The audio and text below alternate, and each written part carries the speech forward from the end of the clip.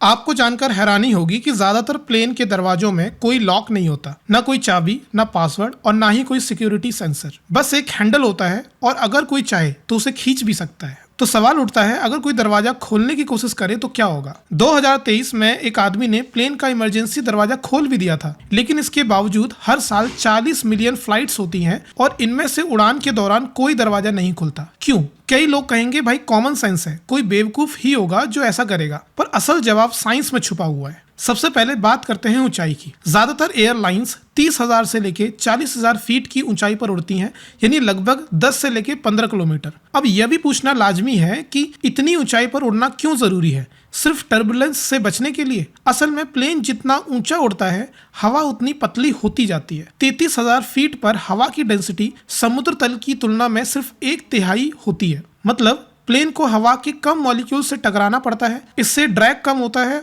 और प्लेन उसी थ्रस्ट में 73% तेज उड़ सकता है। जितना तेज प्लेन चलेगा उतना कम समय लगेगा और उतना ही कम फ्यूल जलेगा।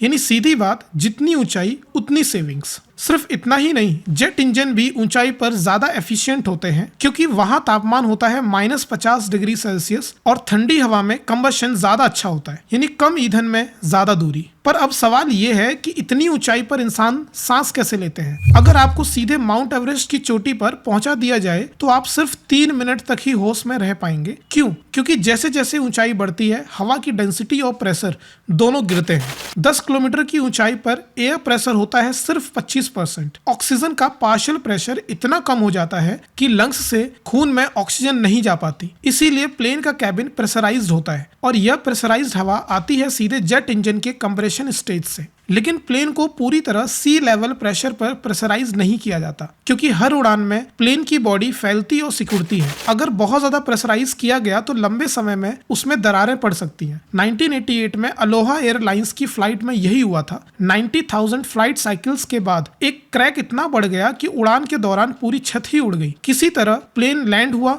और यह एक चेतावनी थी कि प्रेशराइजेशन सीमित ही रखना चाहिए। अब वापस आते हैं दरवाजे पर। जब प्लेन का कैबिन अंदर से प्रेशराइज होता है और बाहर की हवा बहुत कम दबाव वाली होती है, तो अंदर की हवा दरवाजे को इतनी ताकत से बाहर की तरफ धकेलती है कि उसे अंदर की ओर खींचना नामुमकिन हो जाता है। दरवाजे को अंदर की ओर खींचना यानी 9,000 किलो वजन उठाने जैसा होगा।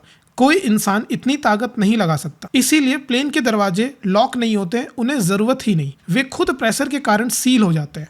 अब एक सवाल और, क्या एरोप्लेन मोड वाकई में जरूरी है? असल में 1960s में ये डर था कि प्लेन में चल रहे 200 मोबाइल फोन जमीन पर 10-20 टावर से एक साथ जुड़ने की कोशिश करेंगे, जिससे नेटवर्क ओवरलोड हो जाएगा। इसीलिए एफसीसी ने फोन को फ्लाइट में बैन कर दिया। लेकिन आज के प्लेन एक फैराडे केज की तरह काम करते हैं, एक बड़ी धातु की बॉक्स जिससे इलेक्ट्रोमैग्नेटिक सिग्नल्स बहुत मुश्किल से बाहर निकलते हैं। तो इंटरफेरेंस की संभावना बहुत कम है और अब यूरोपियन यूनियन जैसे देश एयरप्लेन मोड की जरूरत भी खत्म कर रहे हैं। एक और बात, क्या आपने नोटिस किया है कि प्लेन में खाना बेस्वाद लगता है? दरअसल प्लेन की हवा बहुत ड्राई होती है, सहारा डेजर्ट से भी ज्यादा। ह्यूमिडिटी सिर्फ 5%, इससे आपकी नाक सूख जाती है और टेस्ट डल हो जाता है। स्वीटनेस और सॉल्टीनेस कम महसूस होती है। लेकिन एक चीज है जो प्लेन में और भी ज्यादा टेस्टी लगती है, टमाटर का रस। जी हाँ, टमाटो जूस। एक जर्मन सर्वे में 23% लोगों ने कहा कि वह टमाटर का जूस सिर्फ फ्लाइट में ही पीते हैं। और वजह, कैबिन का शोर जो कान की नसों को एक्टिवेट करता है और उमामी टेस्ट को ज्यादा उभार देता है। अब अंत में एक सवाल, क्या फ्लाइट सुरक्षित है? हाँ, और इसका सबसे बड़ा कारण है हर छोटी बड़ी घटना से सीख लेकर सिस्टम को बेहतर बनाना। जितना ज्यादा हम हादसों को एनालाइज करते हैं, उतनी ज्यादा सुरक्षित होती है अगली उड़ान। और यही वजह है कि जितना ज्यादा आप जानते हैं, उतना कम डरते हैं। अगर आपको ये वीडियो ज्ञानवर्धक और मजेदार लगी हो तो इसे लाइक करें, कमेंट में बताइए आपने आज क्या सीखा और चैनल को सब्सक्राइब जरूर कीजिए, क्योंकि यहाँ हम विज्ञान को बोलते हैं आसान भाषा में।